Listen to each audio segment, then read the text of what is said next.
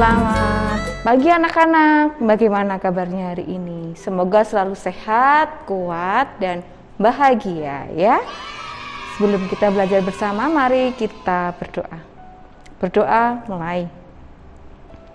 Kami sungguh mengucap syukur Tuhan untuk hari ini Engkau berikan kami udara yang segar, keluarga yang penuh cinta, dan saat ini kami mau belajar bersama. Kiranya Tuhan yang sertai, buka hati dan pikiran kami supaya kami mengerti bagaimana kehendak-Mu dalam kehidupan kami. Terima kasih Tuhan Yesus. Dalam nama-Mu kami berdoa dan mengucap syukur. Haleluya. Amin. Oke. Sudah begitu lama ya kita belajar dari rumah. Di masa pandemi ini kita harus selalu ingat. Apa yuk? Cuci tangan. Iya, cuci tangan ya. Lihat video ini ya. Untuk tahu bagaimana cara cuci tangan yang benar. Karena nggak hanya begini, oke? Lihat video ini dulu. Sekarang kita mau belajar cuci tangan ya. Cuci tangan yang sekarang itu nggak cuma begini ya. Sudah, pokoknya tangan basah. Oh tidak, ya. Sekarang ada caranya supaya virus corona itu tidak sampai di tubuh kita. Yang pertama, basahi tangannya dulu dengan air mengalir, kemudian matikan kerannya. Supaya hemat air ya, kita harus mencintai bumi kita. Kemudian beri sabun.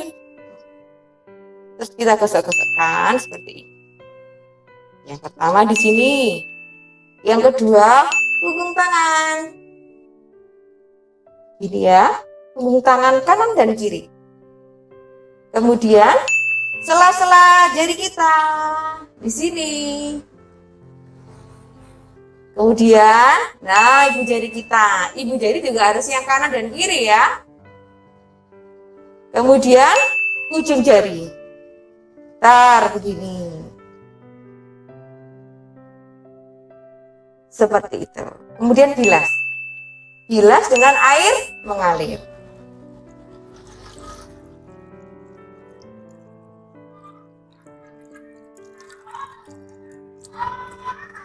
Kalau tangannya basah,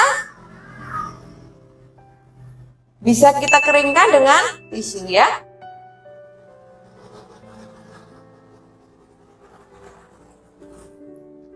Setelah itu ingat, buang sampah di tempatnya. Oke, anak-anak pasti bisa cuci tangan dengan benar. Oke, setelah tahu cuci tangan yang benar, jangan lupa pakai apa ini dia? Ya, pakai masker. Masker untuk menutupi hidung dan mulut kita. Jadi harus dipakai tepat di sini ya. Tidak boleh memakainya seperti ini, kelihatan hidungnya, atau malah dipakai di sini. Atau malah di sini ya. Seperti apa? Bando. Pakai dengan benar ya. Setelah itu, jangan lupa untuk selalu apa? Selalu jaga jarak ya, 2 meter jika harus bepergian. Kemudian ingat, olahraga, makan makanan yang sehat. Oke, ingat itu ya, cuci tangan yang benar, kemudian memakai masker, jaga jarak 2 meter, olahraga dan makan yang sehat. Buat hatimu selalu gembira ya. Nah anak-anak, saat ini kita mau belajar tentang Allah berkuasa atas hidup manusia. Tujuan belajar di hari ini ada 4 hal. Yang pertama, menyambut bentuk-bentuk kehadiran Allah dalam hidup manusia. Kemudian yang kedua, mengasumsi arti manusia diciptakan menurut gambar dan rupa Allah. Yang ketiga, menyebutkan bahwa kehadiran Allah dalam hidup manusia ada di segala peristiwa. Dan yang keempat, mengkonstruksi berbagai bentuk ungkapan kreatif. Sebelum kita belajar, kita nyanyi dulu yuk. Kita menyanyi bersama Kidung Jemaat 184. Yesus sayang padaku.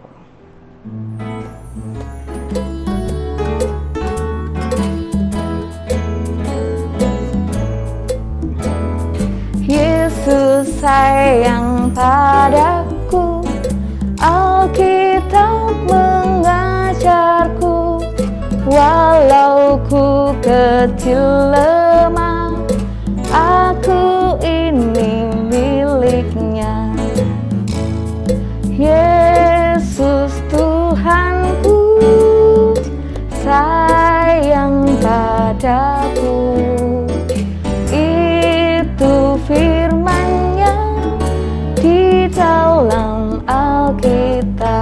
sekali lagi ya.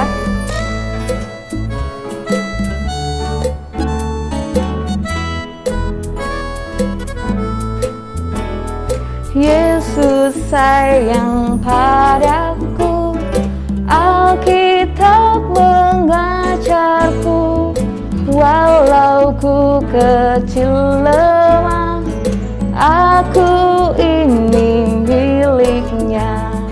Yesus Tuhanku sayang padaku, itu firman-Nya di dalam Alkitab.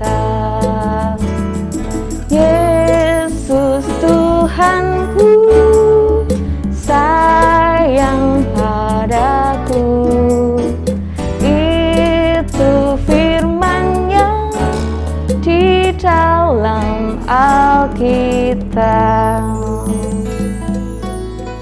Oke, kita sudah menyanyi bersama ya, bahwa Yesus sayang kepada kita. Mari bersama kita mengamati ya, dalam kehidupan ini, bagaimana kehidupan kita sebagai gambar dan citra Allah. Nah, anak-anak juga berpikir bagaimana toh supaya kita itu bisa menjadi segambar dengan Allah. Dan kita juga mengamati bagaimana teman-teman yang ada di sekitar kita ya. Oke, saat ini kita mau mendengar bersama kisah tentang seorang anak bernama Serilia. Didengarkan ya ceritanya ya.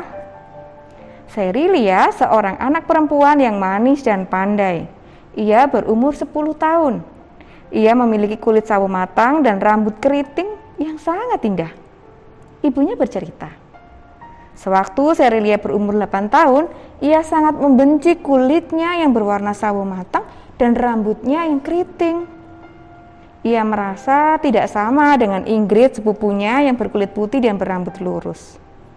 Berkali-kali Serilia bertanya kepada ibunya, mengapa dia berbeda jika dibandingkan dengan Ingrid.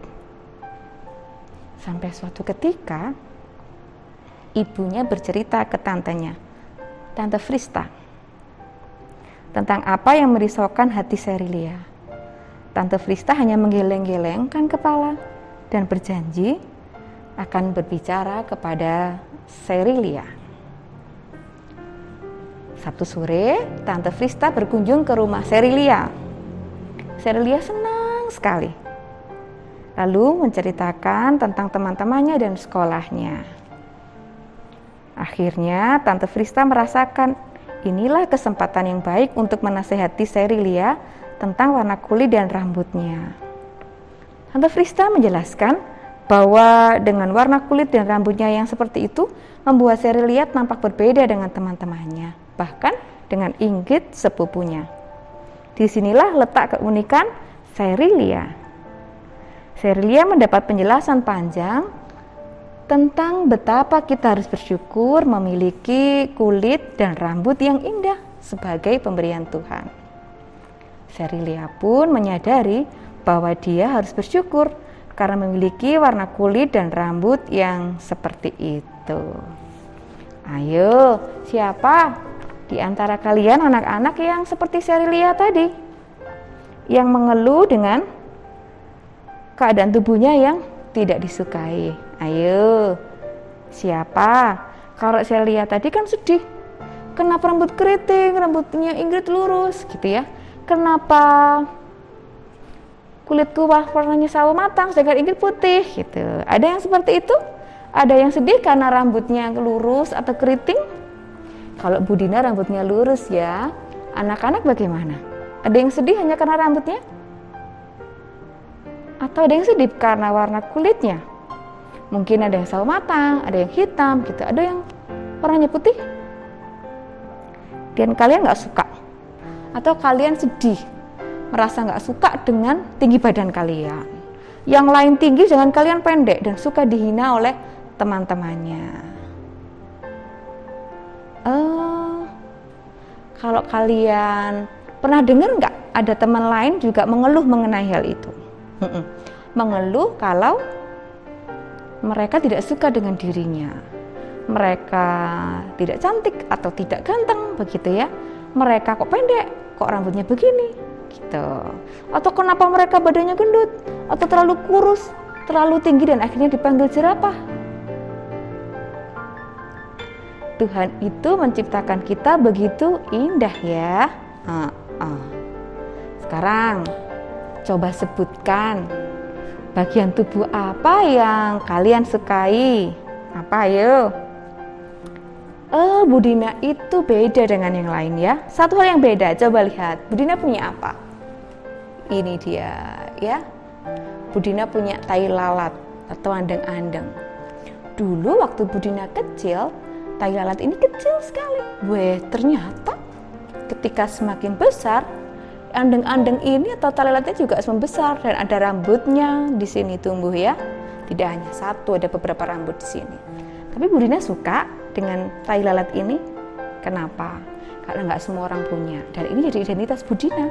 Ketika tanya, Bu Dina yang mana? Oh, Bu Dina yang punya tai lalat di atas bibir, begitu ya.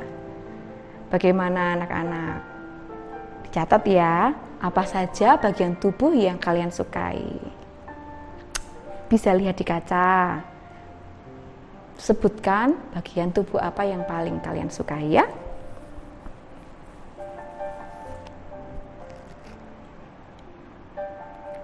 Oke, sudah?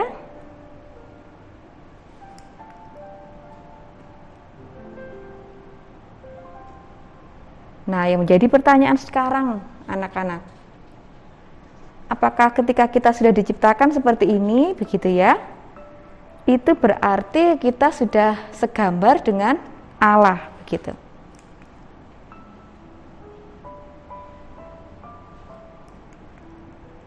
Apakah kita juga merasa bahwa Tuhan menciptakan itu sesuai dengan dirinya? Dan apa yang harus kita lakukan sebagai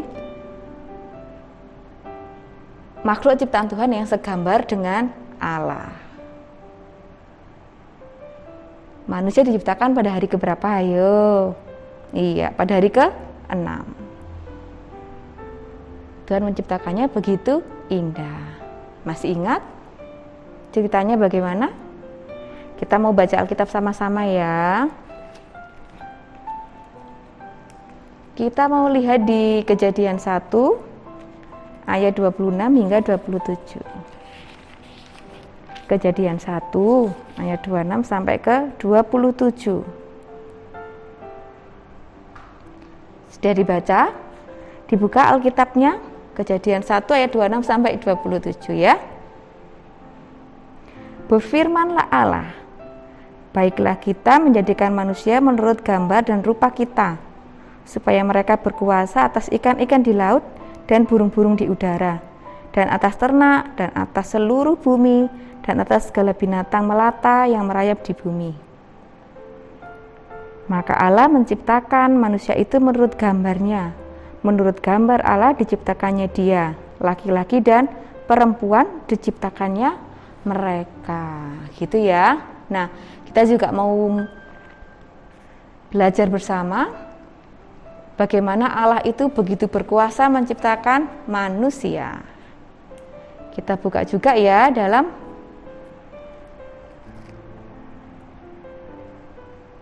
Matius 26.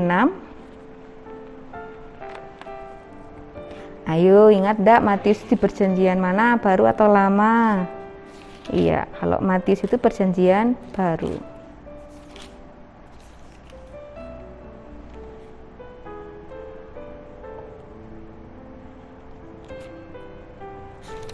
Kita buka ya Matius 26.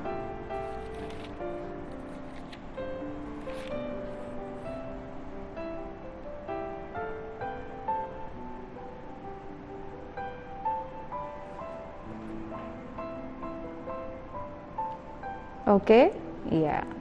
Kita mau baca Alkitabnya. Matius 26 ayat 36 ya. Oke. Anak-anak bisa membaca itu di rumah bersama orang tuanya. Nah, sekarang kita mau hafalkan sama-sama di Kejadian 2 ayat yang ke-7. Kejadian 2 ayat yang ke-7. Ketika itulah Tuhan Allah membentuk manusia itu dari debu tanah dan mengembuskan nafas hidup ke dalam hidungnya. Demikianlah manusia itu menjadi makhluk yang hidup. Nah, kalau pelajaran yang lalu kita belajar tentang kuasa Allah menciptakan alam semesta ini selama 6 hari ya, dan diberkati pada hari ke-7. Nah, di kitab Kejadian 2 ayat 7 ini menggambarkan bahwa Allah itu menciptakan manusia menggunakan tangannya sendiri. Allah membentuknya dengan debu tanah, gitu ya, dibentuk sedemikian rupa. Anak-anak pasti pernah lihat ya bagaimana patung itu dibuat atau periuk itu dibuat. Ada tanah liat di sana, kemudian dibentuk sedemikian rupa, kemudian Allah mengembuskan nafas hidup ke hidung manusia, sehingga manusia menjadi makhluk hidup. Berbeda dengan yang lain, karena ketika menciptakan tumbuhan, hewan, Tuhan Allah hanya berfirman. Hanya dengan perkataan Tuhan Allah, maka tumbuhan, hewan, kemudian benda-benda di langit itu ada. Tapi kalau manusia benar-benar dibentuk dari debu tanah, kemudian diberikan nafas hidup ke hidungnya. Bayangkan jika Allah tidak mengembuskan nafas hidup kepada kita, tentu kita nggak ada sampai saat ini ya. Kita cuman hanya seperti patung-patung itu. Kita saat ini bisa bernafas, kita bisa menikmati alam yang indah, kemudian bisa menghirup udara yang segar, menghirup aroma makanan yang enak. Nah, di Kejadian 1 ayat 26 dan 27 yang kita baca bersama tadi, dikisahkan juga bahwa Allah membentuk manusia itu menurut gambar dan rupa Allah. Ini berarti bahwa manusia itu serupa dengan Allah. Bukan berarti wajahnya manusia dan Allah itu sama loh ya, tetapi setiap manusia mempunyai sifat-sifat yang sama seperti Allah. Sifat apakah itu? Iya, yaitu sifat kasih, baik, dan damai, serta adil gitu ya. Jadi manusia secara lahir, pada waktu lahir dia sudah memiliki sikap kasih, ada damai di dalam hatinya, ada kebaikan dalam hatinya. Namun sayangnya manusia itu jatuh dalam dosa, sehingga sifat-sifat yang baik itu berubah menjadi sifat yang jahat.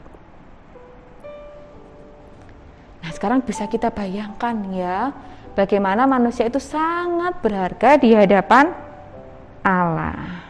Ia membentuknya dengan tangannya sendiri. Jadi, apapun warna kulit kita, apapun bentuknya mata kita, ada yang sipit, ada yang besar, begitu ya. Bagaimanapun ukuran tubuhmu, ada yang pendek, ada yang tinggi, begitu ya. Semuanya adalah anugerah dari Allah. Dan Tuhan membentuk kita dengan penuh kasih sayang. Tuhan Allah itu hadir bukan hanya ketika kamu diciptakan, tapi juga sepanjang kehidupanmu. Ketika senang, sedih, berhasil maupun gagal, gitu ya.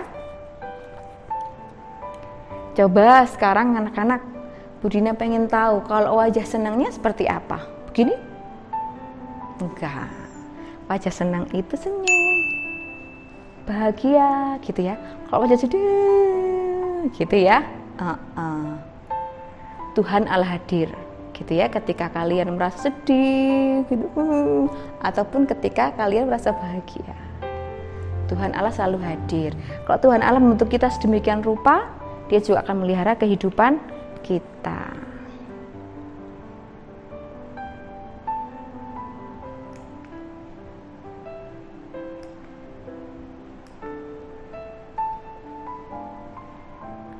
Nah, sekarang mari bersama kita melihat ya dan merasakan bagaimana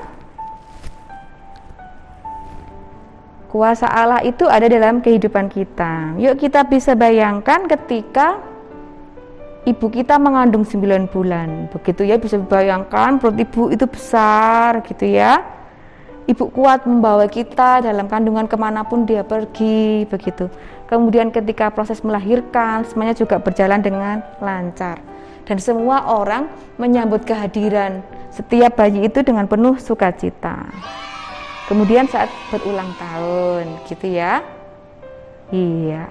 Di setiap kita berulang tahun, kita bertambah usianya. Dan kita terus merasakan pemeliharaan Tuhan yang luar biasa.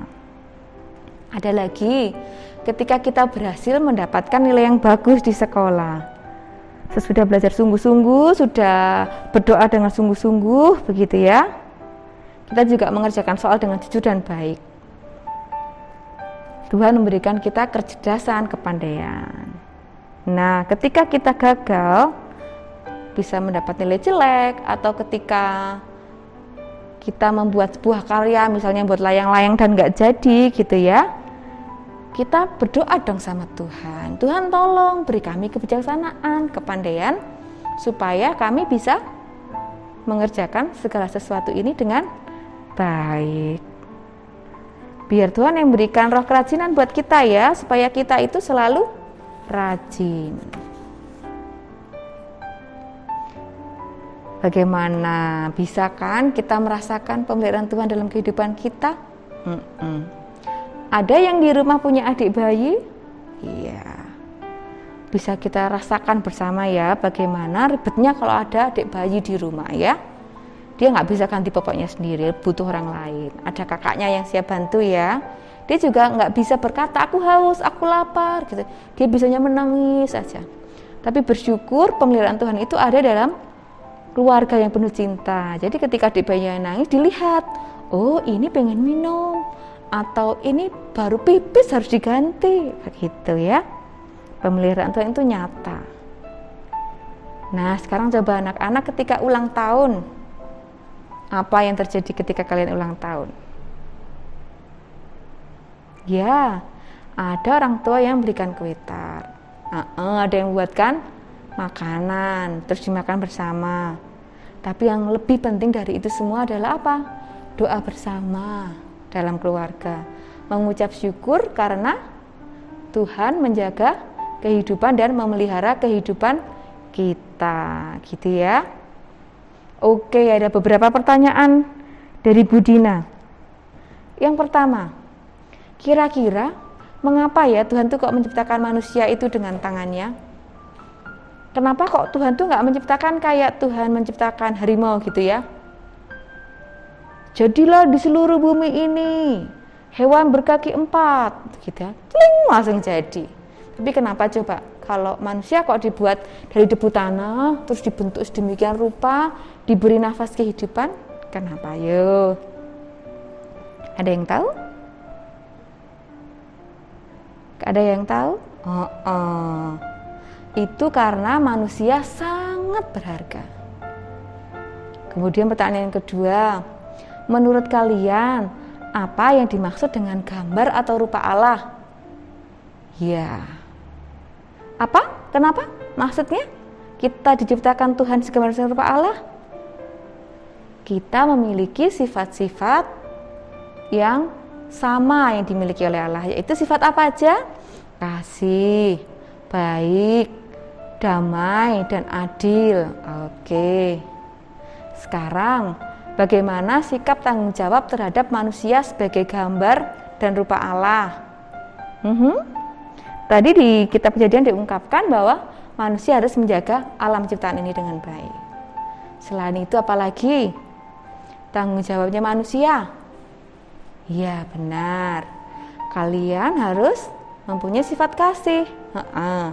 Kalian juga harus berbuat baik, berbuat adil, damai dengan sesama. Sesama tidak hanya manusia ya, tapi makhluk ciptaan Tuhan. Contohnya seperti apa? Mengasihi itu artinya menerima kelemahan dan kelebihan dari keluarga kita, dari teman kita, begitu ya. Berbuat adil. Kalau kita berbuat baik juga kepada semua orang tanpa pilih kasih dan mengutamakan kedamaian. Jika di rumah daripada bertengkar hanya merebutkan remote, begitu ya. Daripada merebutkan remote lebih baik apa? Lebih baik damai. Yang penting ada damai sejahtera di dalam rumah. Nah, kira-kira apa akibat kalau kita menggunakan gambar Tuhan dengan tidak bertanggung jawab? Ya, alam semesta ini akan rusak kalau kita nggak menjaga. Yang kedua, kita jatuh dalam dosa. Misalnya, kita itu pada dasarnya tercipta jadi orang yang baik. Oke, aku mau jadi orang yang baik. Kasihan temanku, dia belum belajar saat ulangan. Aku beri contekan, nah biar nilainya bagus. Oh tidak. Kebaikan itu tidak untuk kejahatan ya. Jangan pernah bekerja sama untuk mencontek atau malah mencuri. Ada buah mangga di sana. Yuk, karena kamu lapar, aku mau bantu kamu. Kita curi mangga yang di sana. Tidak boleh ya. Kita harus menggunakan sifat-sifat Allah itu untuk hal yang baik. Untuk apa? Untuk kebaikan.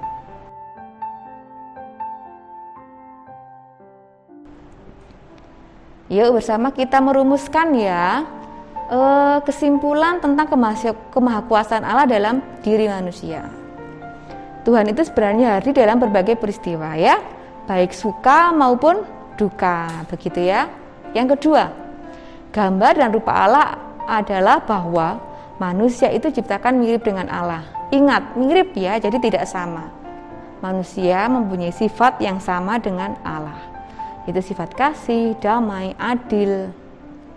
Kemudian yang ketiga, mengingat-ingat hari jadi, hari lahir kita pada waktu ulang tahun, begitu merupakan peristiwa yang penting karena citra dan gambar Allah terwujud dalam diri manusia ketika manusia dilahirkan. Kemudian yang keempat, sebagai ungkapan rasa syukur, manusia harus sering mengungkapkan dengan berbagai cara ungkapan syukurnya, bisa melalui doa, memuji Tuhan, berbuat hal yang baik, begitu ya. Nah, anak-anak, mari bersama kalian menuliskan ya di kertas pengalaman kalian saat berulang tahun. Kemudian dihubungkan dengan kemahakuasaan Allah. Oke. Anak-anak menulis pengalamannya saat ulang tahun, gitu ya. Gimana tuh Bu Dina? Bingung. Oke, contohnya seperti ini. Terima kasih Tuhan, di ulang tahunku ini walaupun ibuku sedang sakit, tapi buktinya dia bisa memasakkan kue untukku, gitu. Bisa juga, oh terima kasih Tuhan, di usia yang sekian aku sekarang bisa lebih rajin belajar, bisa membantu ibu untuk menyapu, mencuci piring, gitu ya. Oke, silakan ditulis ya.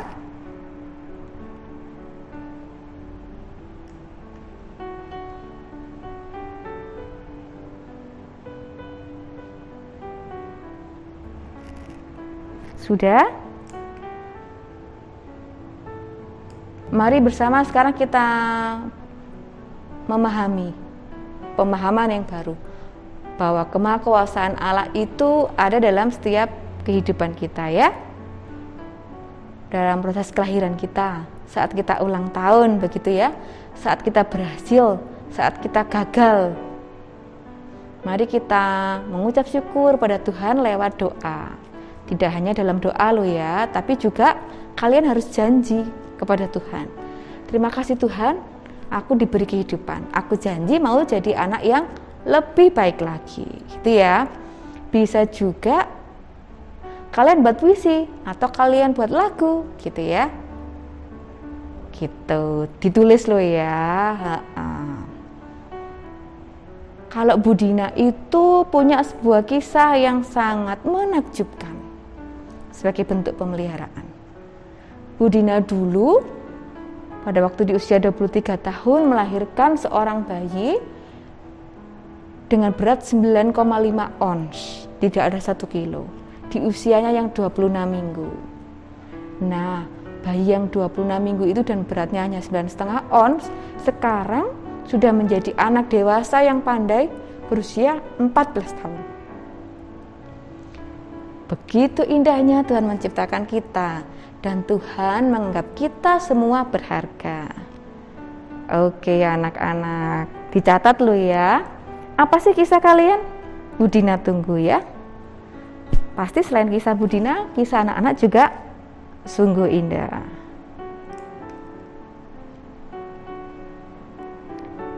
Oke, masih ingat ya apa saja yang patut kita syukuri karena kita diciptakan Tuhan begitu berharga. anak-anak hebat. 30 menit kita belajar ya. Dan anak-anak terus setia di sini, anak-anak hebat. Pasti anak-anak juga bisa ya membuat karyanya di rumah sebagai ungkapan syukur atas berkat Tuhan buat kalian. Bisa saat ulang tahun ataupun ketika kalian lahir dulu. Nah, mari bersama saat ini ya kita ambil nafas dulu gitu ya. Bu Dina pengen ngajarkan kalian untuk meditasi ya. Caranya mudah. Ambil posisi senyaman mungkin. Ambil nafas ya. Ambil nafas dengan hidung, lepaskan dengan mulut. Ambil nafas dalam-dalam. Lepaskan. Ucapkan, terima kasih Tuhan, Engkau menciptakan aku begitu indah. Ambil nafas lagi. Buang nafasnya. Ambil nafas lagi. Buang nafasnya. Katakan, terima kasih Tuhan, Engkau ciptakan aku begitu indah. Ambil nafasnya. Buang nafasnya. Oke? Iya. Itu salah satu cara untuk menenangkan hati kita dan selalu mengingat. Setiap pagi bangun tidur, gitu ya. Ambil nafas dan ucapkan, terima kasih Tuhan, Engkau menciptakan aku begitu indah. Oke? Di akhir ini kita mau nyanyi sama-sama ya. Lagu Yesus Sayang Padaku.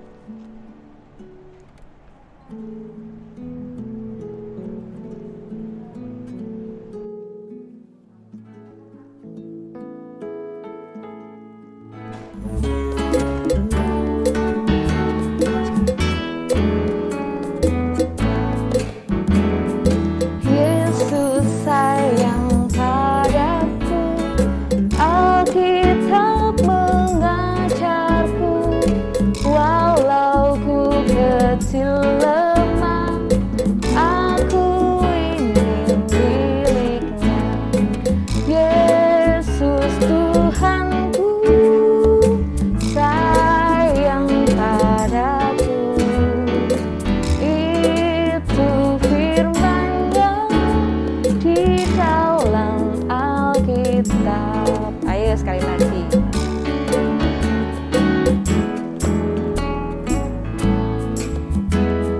Yesus sayang padaku, Alkitab mengajarku, walau ku kecil lemah, aku ini miliknya.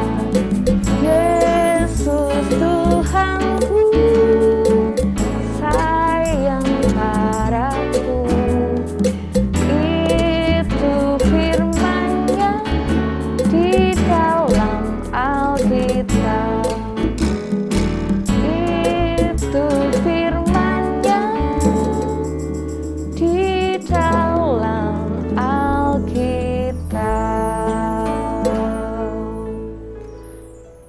sebelum kita mengakhiri pelajaran hari ini, kita berdoa. Mari kita berdoa.